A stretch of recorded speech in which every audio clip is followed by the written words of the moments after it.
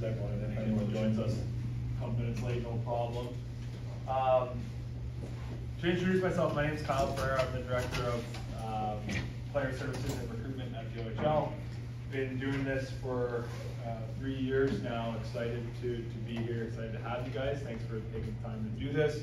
Hopefully we can see you guys in April at the U14 OHL Cup. I know Myers had a team there last year. Some of the things that we'll talk about today, some of the things we're going to go over. This really largely is an information piece of some of what can be expected in an OHL experience. I know you guys have a couple of years to get to that point, and it's going to be a lot of information. Just it's good for you to know how the scholarship works. What does the development look like? I'll of course have an opportunity for you guys to ask questions as well as we wrap up the presentation. But I played in the league myself. I was fortunate to play in the league from 2008 to 2012. I split time with, at the time, it was the Brampton Battalion, still in the Guelph Storm. Highlight of my OHL career, it was in my last year, I won the Roger Nielsen Award, which is top post-secondary student. And I stress that because, believe me, I was a long way from winning any awards on the ice, unless we were looking for a slow-footed defenseman that was good at icing the puck. But I point that out because it was cool. I was all excited. I was at the Hockey Hall of Fame, ready to say my speech at the OHL Awards, and then I started looking around, and I'm like, oh boy, these are I do not belong here. And these were some of the rest of the guys that were there that day at the awards ceremony. So, needless to say, something that I look back on and laugh about, but certainly remember very fondly. Now, getting into it. What we stand for, no different than any school, any business. I'm sure you guys, every team. It's what are the guiding principles? What guides the decisions that we make as a league on an annual basis? And first and foremost, you see there is the student athlete, and I stress that because something that I often hear, and it's as we progress here, it's getting less and less, which is good. But it's a comment that goes something like, am I going to go to the O or am I going to go to school? Okay. And I just want to stress that that's not a decision that is to be made. The expectation is that if you're playing in the OHL, you're also going to school. Of course, I know that this is in reference to the NCAA, which is also a fantastic option, as well. But I just do want to point out that playing in the OHL is also going to school, and that includes high school obviously, but that includes post-secondary school. Will lead us right into the scholarship program that will break down in more detail player safety and ultimately taking a leadership role in player development. And getting into, we'll start with the player development stuff because we are a hockey league obviously, and it's everybody that's coming through the league. It's their goal to move on to higher levels and hopefully to one day play in the NHL. Now, statistically speaking, the OHL is the best development league in the world, and frankly, it's not really close when you break down the stats. Since 1969, 20% of all players ever drafted in the NHL are OHL alumni. Now, sure, impressive stat, and I'll put a ton of stock into that or weight into that. Obviously, the landscape has changed quite a bit since then. But now looking at different sample sizes in terms of the draft specifically. Okay, first is the last 10 drafts between 2013 and 2022. We've had the highest number of first and second round NHL picks, the highest number of total draft picks, the highest number of forwards drafted, the highest number of defensemen drafted, and the second highest number of goaltenders drafted in that time frame. Now, if we isolate just the last 5 drafts as an example, those same trends are ringing through. We analyze the last 3 drafts.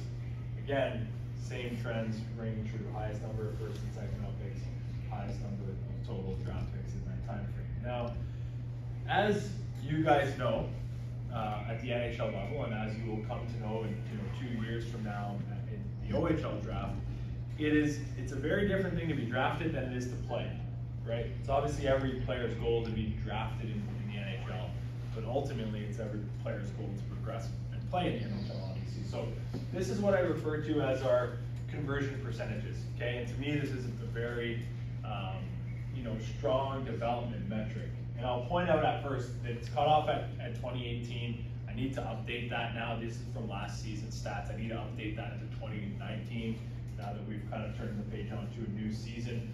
The reason why it's cut off at 2018, as an example, is because a player drafted in 2018 in the NHL almost certainly spent 2019, then 2020 in the OHL still. Obviously, we know what was the case with the 2020 season.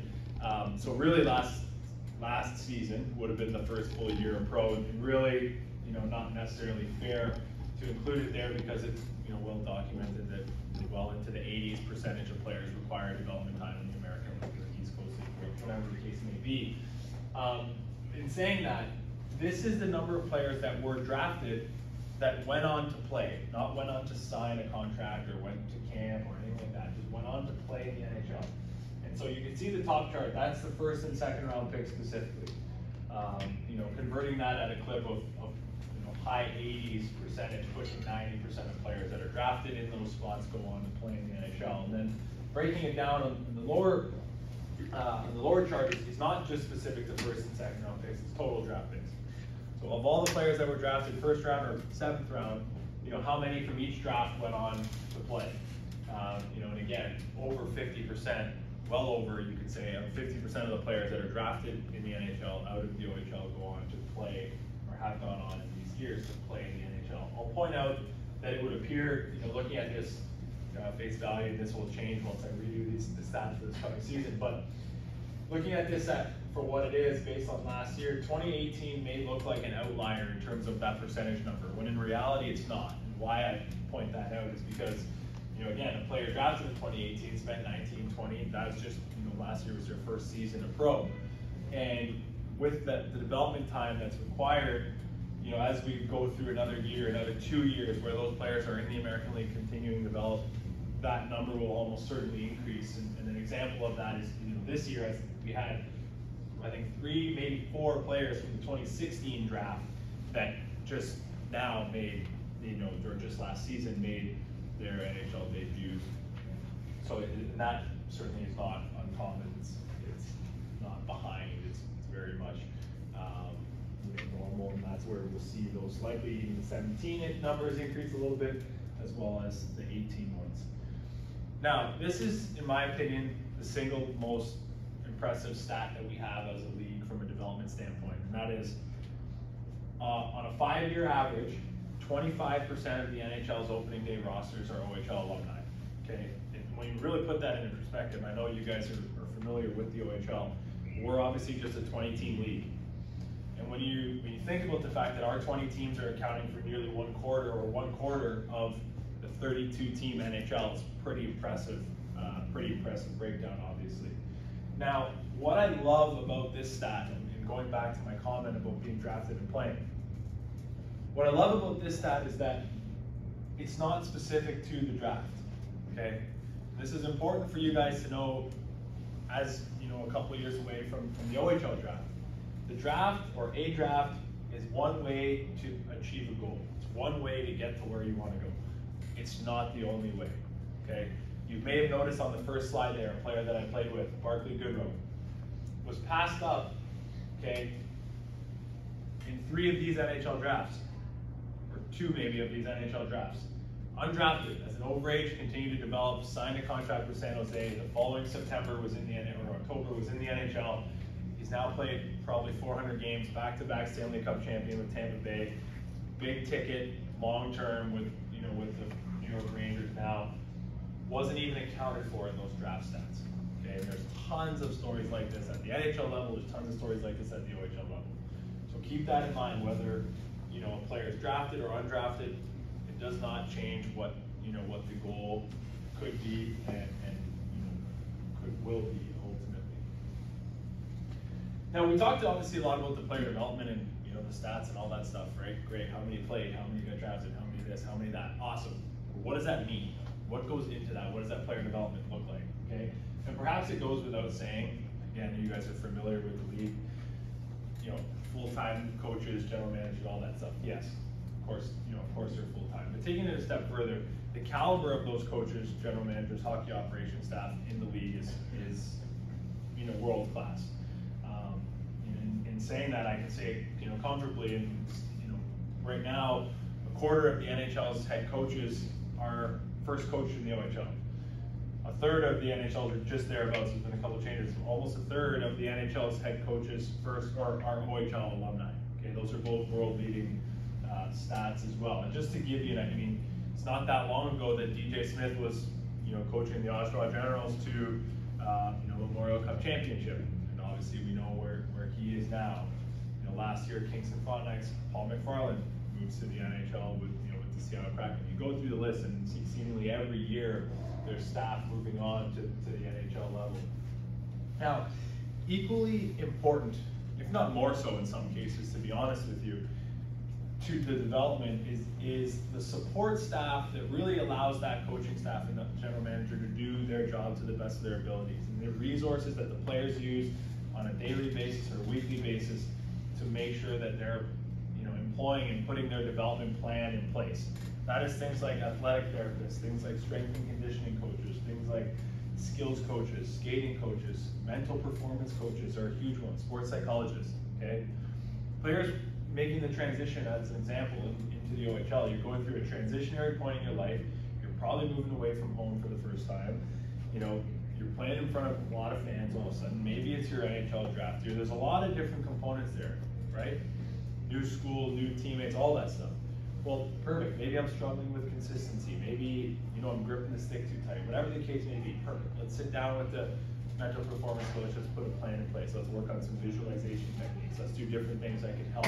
Or maybe I need to, put on 5 pounds of good muscle. Great. Let's work with the strength coach. Let's, work with whoever, skating coach in some cases, or whatever the case may be. So those are the resources that the players are working with, every week that really allow them to develop and fit the best into the system that, of course, is put in place with the coaching staff, the general managers, so on and so forth. Team doctors, team dentists, they're not just at every game, but they're on every staff. Every team's got their own doctor and team dentist that they're dealing with. Professional emergency care on site, and then state-of-the-art facilities. So you guys, again, keep harping on this. I know you guys are familiar with the league, probably more familiar than many of these presentations than I do, to be honest, particularly when you go down into the States or what have you. But of course, varying degrees of capacity. But when it comes to dressing rooms, players' lounges, weight rooms, athletic therapy rooms, players have got all they could possibly want and need, and then some from a development standpoint. Before we flip the slide and really start talking about the education, the scholarship, how that all works, I want to point out Cole Perfetti as a bit of a segue here. He's up there, not because he was a first-round NHL pick or World Junior, team member or anything like that. That's all true. But he's up there because he was all those things and also was the Bobby Smith Award winner for Academic Player of the Year. Okay, and I point that out because it's not a hockey or school conversation. Okay, you guys, I know some of you were here a couple minutes earlier. You were looking at the opening slide. Obviously, Connor McDavid on there. Okay, Connor McDavid came into our league as an exceptional status first overall player in grade 10. Okay, starting his grade 10 year. Came in with an 85% average. Graduated 3 years later, grade 12, as the first overall NHL pick with an 85% average, and was twice the OHL Scholastic Player of the Year and once the CHL Scholastic Player of the Year. Okay, and I'll point out in that time frame there probably was not, and I would be willing to bet there wasn't any player in the entire CHL that had the responsibilities that he had and the time constraints that he had in those years. When you factor in under 17s, under 18s, World Juniors multiple times, the time we still had the Canada-Russia series that was going on, top prospects games, more media responsibilities than anyone in the country at that time. And really, he leaned on the resources that were there with the team. He leaned on the academic advisor. He leaned on his family, his own commitment, and it proved that it's not a, hey, I'm going to focus on hockey. No, you can focus on hockey, and also be a student as an example. Because the reality is this, guys, is sure, you got to take care of your body. You got to do all these things that will allow you to be, perform at the highest level on the ice. And particularly, obviously, as you get older, it will be more and more important. But the reality is this: in the OHL, wherever it may be, you're a hockey player for 4 hours a day, 3 hours a day, maybe 6 on game days. right? Sure, in the other time, on the rest of the time, you got to do the right things and make the right decisions.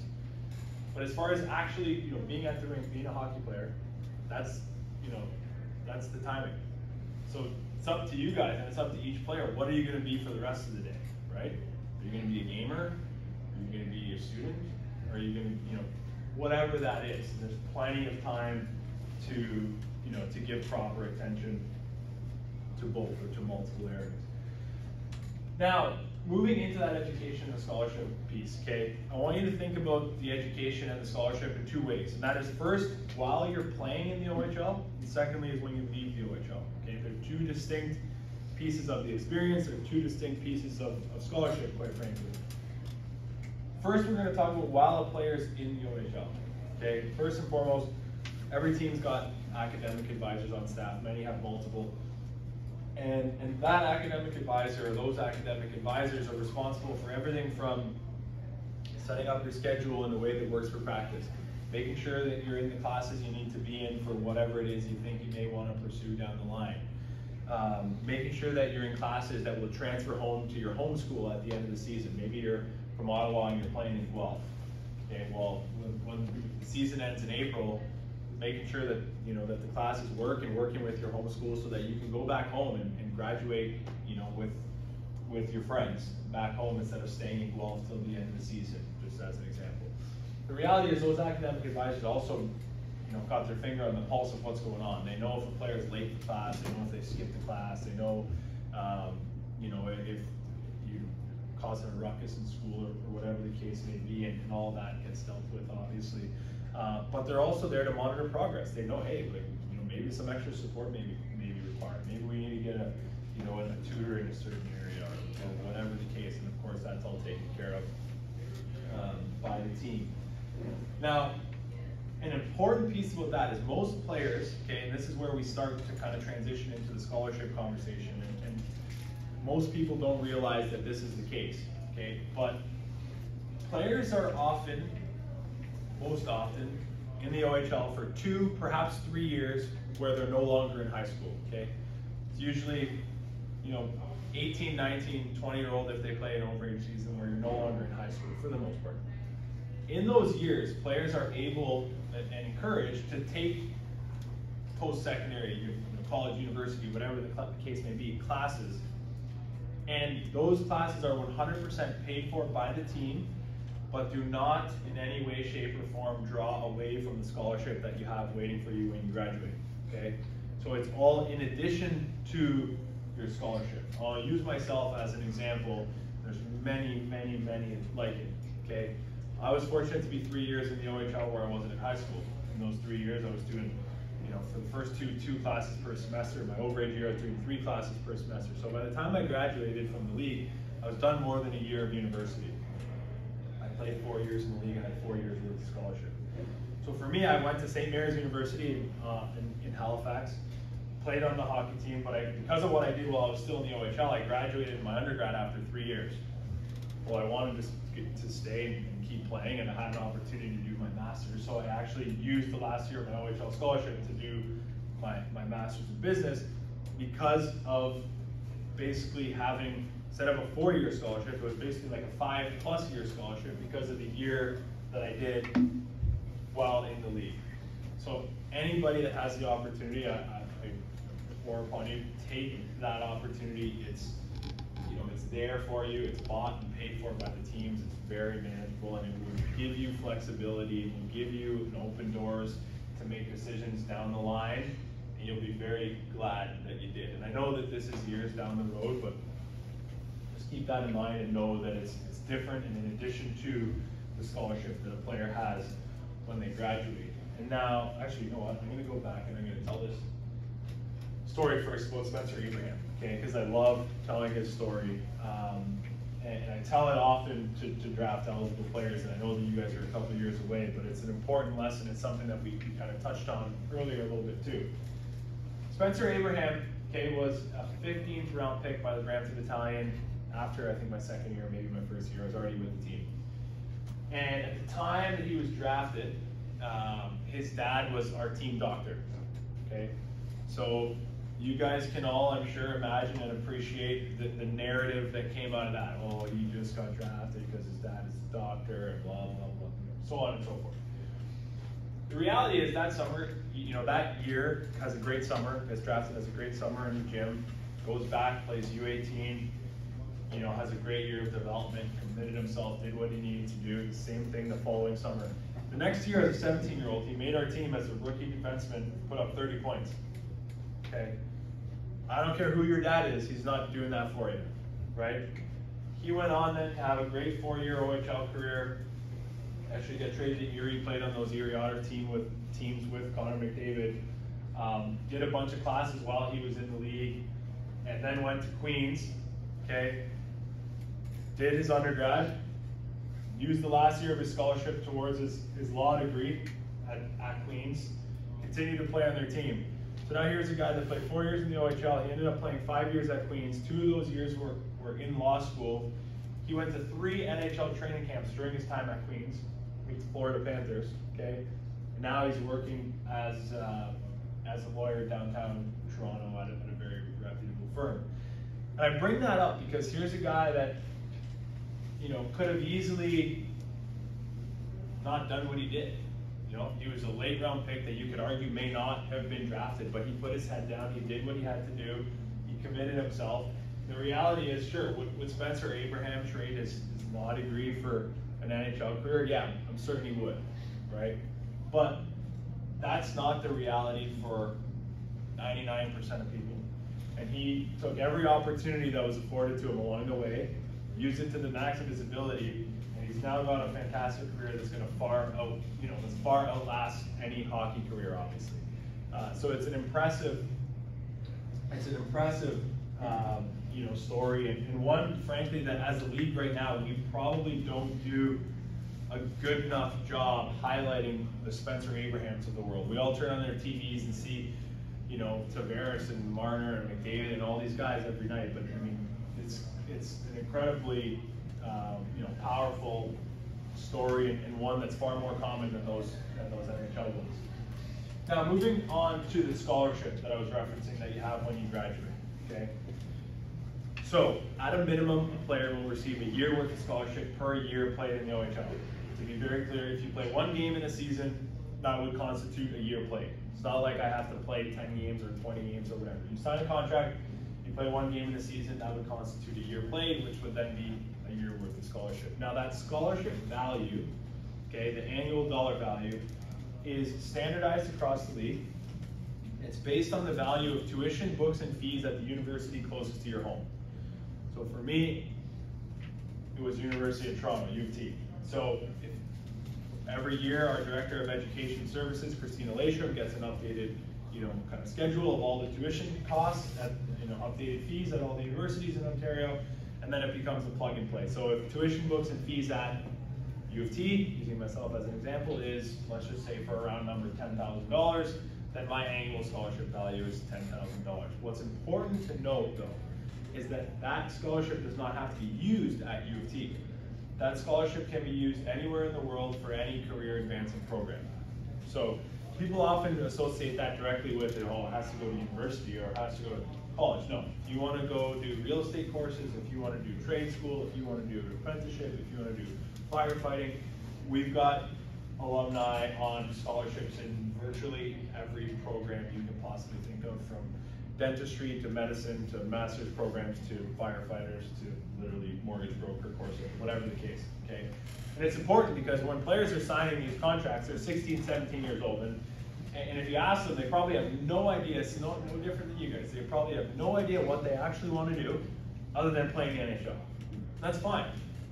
But, with this, obviously, you're looking more seriously into this as you get 19, 20, 21, and then you've got a lot of flexibility. We've had players that go to university for a year, play Canadian University, and realize, it's not for me. I want to be a firefighter. Perfect.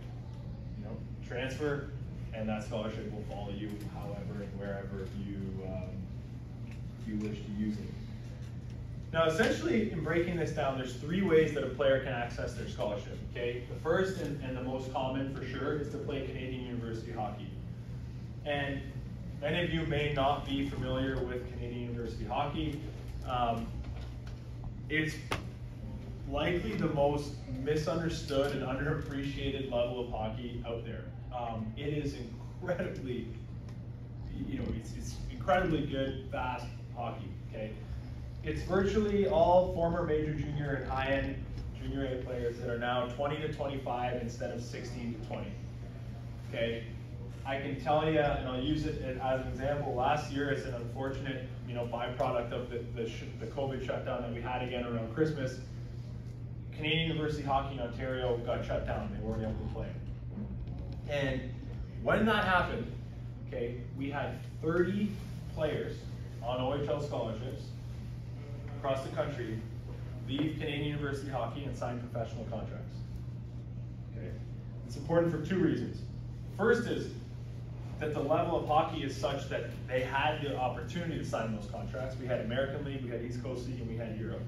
Okay? And secondly, it's important because their scholarship is still intact, and in fact, they continue to use their scholarship while playing professionally. Okay?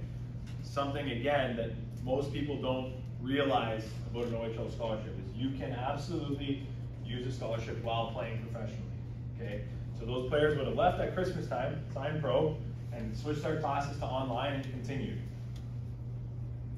OHL still paying for the whole thing, obviously. Okay? The only thing that would void an OHL scholarship is if you sign an NHL entry-level contract. So I always joke, it's my bad, overused joke, is if you sign an NHL entry-level contract, you no longer have your OHL scholarship, but I trade you places. Because you're clearly much farther ahead with one of those. But you can sign an American League contract, an East Coast League contract, a European contract, and you retain the entirety of your OHL scholarship. In fact, Jake Smith's a good example. He's one who, he left the OHL, he's a goalie, left the OHL, went straight to Europe, okay, playing in a high-end European league, getting paid his salary, apartment paid for, vehicle paid for, all that stuff, and did the entirety of his scholarship while he was there. He's still playing in Europe. And he did his whole scholarship while he was there. Devin Williams is another good example. He left the OHL, went to Canadian University, went to Acadia on the East Coast. And after a year, had an opportunity to sign pro, wanted to take it, perfect. He left Acadia, went and signed pro, switched his degree to University of Phoenix, or transferred to University of Phoenix, which has a very robust online program. And he's doing the entirety of that while playing in the East Coast League in this case. The third option is there's no requirement to play hockey at all. If a player, because of injury or because they had a change of heart, or they want to take a program that doesn't have a hockey program, no problem. Obviously, you don't have to play to access your scholarship. Now, along with and in concert with the scholarship, this is probably the most important, or among the most important things that we'll talk about, and that's the player environment. Okay, we understand, we're not naive to the responsibility that we have to you guys as players and to your parents for personal development. Because sure, we're a hockey league, and everyone knows we want to develop hockey players, but we want to develop good people as well. And so all of these are programs that are really centered around the power of information, and trying to make sure that we're doing our part to make sure that our players are educated, our players are aware of risks that exist, and armed with the information, like I said, they need to make good decisions. Okay, concussion management program is one. Baseline test at the beginning of each year, information seminars around that. Mental health is a huge piece. In 2014, we launched a program called Talk Today in partnership with the Canadian Mental Health Association. Okay, it is a mental health support and awareness seminar that all players and staff go through.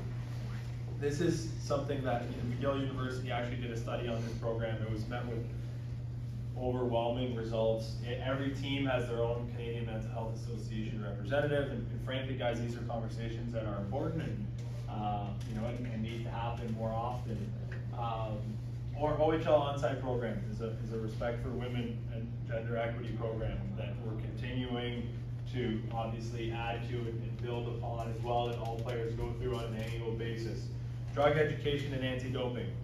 Again, an education training around that at the beginning of every year, but also there's drug testing across the league, okay? Random drug testing. That's legal drugs, that's illegal drugs, that's, you know, everything in between, right to, you know, how to read the label of the supplement that you're taking in this training, right? Respect in sport programs specific to harassment and abuse. We also last year, as an example, just, you know, some of the stuff for the players is we launched an anonymous reporting system, but B, an app called Home. Okay, so it's across the league, and what it is it's developed by psychotherapists. It's a mental health support app for athletes, and in this case, obviously for hockey players. And essentially, each player on a weekly basis will fill out a 5-minute survey on their phone based on 7 different stressors that exist in a high-performance athlete's life, right? It was built specifically for athletes, whether that be time management, maybe it's fatigue, maybe it's, you know, relationships, maybe it's pressure, whatever the case may be. And so they fill out these surveys anonymously, and once 40% of the surveys are filled out, it starts populating the dashboard for the coaches. So basically what it does is it gives the coaches and the general managers the ability to take the temperature of the team on a weekly basis. Like, hey, well, geez, we're struggling in this area. Perfect. Let's get some support in our way. Like, we're getting some feedback here. There's some fatigue. Perfect. Let's read and react. Let's make sure we're best supporting the needs of the players. And for the players, what it does is it gives an ability for them to communicate honestly with that staff, right? Because it's probably more unlikely, particularly, you know, in today's game, for a player to walk in the coach's office and be like, hey, coach, you know, whatever, we need this or we need that, or we're struggling here, we're struggling there. Perfect.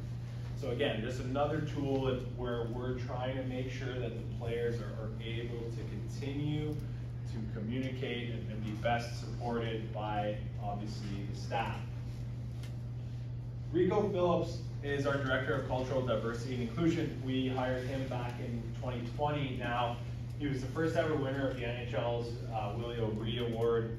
He, you know, we're thrilled to have him. He still represents the NHL in a ton of ways. He's on Thanksgiving Day floats, and he's at the NHL awards every year and all this. But we're fortunate to have him because he's somebody who is you know, devoted his life to this area in so many different ways, and for him to be running our diversity and inclusion training and meeting with our players and with our teams on an annual basis is obviously very important there as well.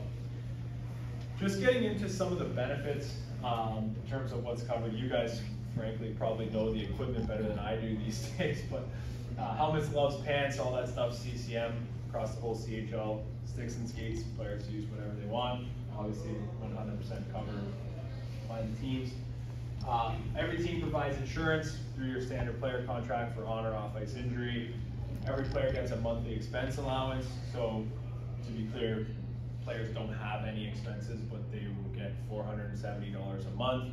Overage players get $900, and that's just there for them to use however they wish. All players get $1,000 annually for off-ice training and skill development. If you want to put that in the summer towards a skills coach, a skating coach, a strength coach, whatever it may be, that's the player's decision. Family game tickets, and then everything to do with billeting is covered. I think I have a unique perspective on this area. I know billeting for players maybe, and perhaps more so for parents, is a bit of a you know, nerve-wracking concept. But I grew up just north of Brampton. Was there my whole life. I drafted by Brampton, played my first 2.5 years, as I said, in Brampton. So I actually lived at home for the first 2.5 years of my OHL career, and it wasn't until after the fact that I admitted this to my mom. But I say that the trade to Guelph really completed my OHL experience in a lot of ways, and that wasn't because of either organization. They both treated me incredibly well, but that was because, in large part, of that billet experience. It's something that's unique to junior hockey in many ways. It's something that, you know, you don't really get elsewhere. And now I look back on it, and it's been more than 10 years since I lived in that house, and I've, you know, I'm still talking to my billets all the time. You know, they've been at my wedding. They're seeing my kids grow up. Every time I go on Facebook, my mom and my billet mom are going back and forth about something. You know, it's just a really cool relationship, and truthfully, one of the longest lasting relationships to come out of my OHL experience. Sure, a lot of buddies and stuff, but very few of the guys that I played with at that time are still as close with me or I'm still as close with as I am with my billet family. So it's just a really cool piece, and I know that a lot of people share that same experience from a billet standpoint as well. Now, just wrapping it up before we open it to questions here, I know I threw a lot of information at you in a pretty short period of time. And I know that you guys are still a couple of years away from this, so there's a lot of runway here. But this is just basically an analysis of the last 5 years of OHL graduates and where they end up. Okay, so essentially what can reasonably be expected based on the stats. As you can see, 47% are pursuing pro opportunities, 51% are accessing their scholarships. Clearly, I'm bad at math, but not that bad. I know that there's 2% missing there. There's just 2% every year that unfortunately don't do either.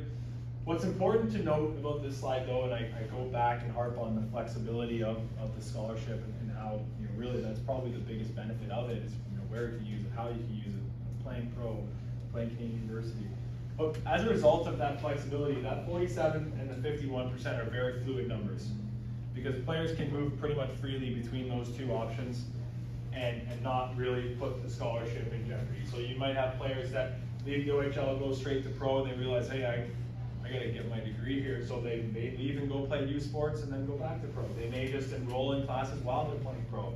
You might have a youth sports player that, like last year's circumstances, leaves and goes pro. So there's a lot of movement there between those two options, but this is kind of hopefully a bit of a snapshot of what what the stats would say based on the graduates. This is my contact information. Feel free. I'm going to have Lucas Cassiotti send it out as well. Feel free to reach out to me. Have your parents reach out to me if there's any questions. I know. I know there's a lot, and particularly as we move forward, there's a lot of information and it'll get thrown, a lot of misinformation, unfortunately. But if there's any way that I can help and support, please reach out. And with that, I'll open it up if there's any questions. Yep. Do you have, I don't know if you mentioned in the presentation, a year after to access your scholarship? Good question. Yeah, I should have brought that up in more detail. So it's actually, what you probably hear is like there's this buzzword out there that's like, it's called the 18-month rule. Okay. It's a bit misleading wording it that way because it's not really how it breaks down. So basically I always ask people to think of it as a season and a half as opposed to 18 months. Because really it's from the time a player's junior eligibility is over, so after my overage season, at the beginning of the next season is when that 18 months starts. So really it's a season and a half. Because people often go, well, I lost out in March, but my buddy went to Mem Cup, like how come he gets 4 extra months than me? No, it all starts fresh at the beginning of the next season after the overage year. And the big thing about that is people often say, well, if I sign pro, then I gotta leave. No, that's not when you gotta leave. That's just when you have to enroll in classes. That's just when you have to begin accessing. So I always tell players, if you're signed in pro and you don't want to take any classes your first year, maybe you sign the American League, you're trying to work your way up, whatever. Great. And you want to go back the next year, awesome. So, well, I don't want to leave halfway through the year. Don't. Just enroll in online classes. Because now you've begun accessing it. You can then you can make a call. Do you want, in the summertime, hey, do you want to continue in online classes and go back and play pro? Do you want to go back and play Canadian University? Do you want to switch that and say, you know what, I want to be a firefighter anyways. I'm going to go play pro and I'll go do the online Texas firefighting school and worry about that in the off season. So there's a bunch of different flexibility there. And an important distinction too is that it's after the overage year. So if I'm a player, let's just say I play 16, 17, 18, 19, and then I want to go sign pro. Well, then that's actually 2.5 seasons because that window doesn't start until my overage eligibility is done. So even though I was playing pro, I'm still junior eligible, so that only starts at that point. And does one course then constitute starting your post-secondary education? So 3. It's 3? Yeah, so well, actually, I shouldn't say that. It's 3 in most traditional institutions. The stipulation is that you have to be a full-time student, not a full course load. And if you go to like a Queens or a Guelph, or most traditional institutions, a full-time course load is 3 courses. But there's some, like University of Phoenix is a popular one. It has a real robust online program, and they have like an elite athlete kind of like breakdown where you're always in 2 classes, but the classes are condensed. So it's like, instead of it being a 3-month or 4-month semester, you're in 2 classes at a time, but I think it's like 6 weeks or 8 weeks. So over the course of the year, you're able to maintain full-time status and do it with a bit more flexibility that way. Some players do it. And it sounds like, I mean, don't get me wrong, it takes commitment. Like the player has to really want to do it. But sometimes I get people try to suggest that it's like, oh, it's impossible. You can't play pro. Like my last year in the OHL, I did 3 classes per semester, which technically made me a full-time student. For 2 of those per semester, I was going in class just because I thought it was fun to walk around campus like, well, it's possible. Is it hard at times? Yeah, it is. But it's not an unreasonable thing to do. And I mean, like I said, last year was a huge swing for that because of what happened in obviously Canadian University. But without I don't know the exact number, we've probably got like 50 guys right now on scholarship in pro, maybe more. Anything else? Perfect. Well, guys, listen, good luck. I hope to see you guys, and like I said, at the OHL Cup later this year in April. And please reach out to me if you've got any questions or anything like that. So thanks so much, guys. Good luck today.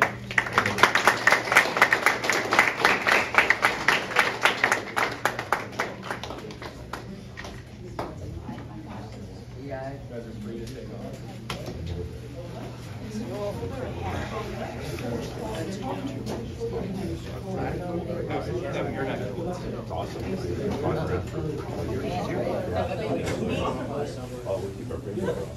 you play soccer all the time?